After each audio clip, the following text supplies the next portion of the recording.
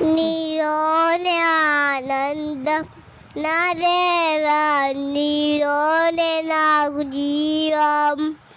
నిన్న నేను నిరంతరు వారని దేవా, తప్పిపోయిన కుమారుని నేనైతే కేంద్రీకరించే తండ్రి నా ఎత్తు. ఇంకా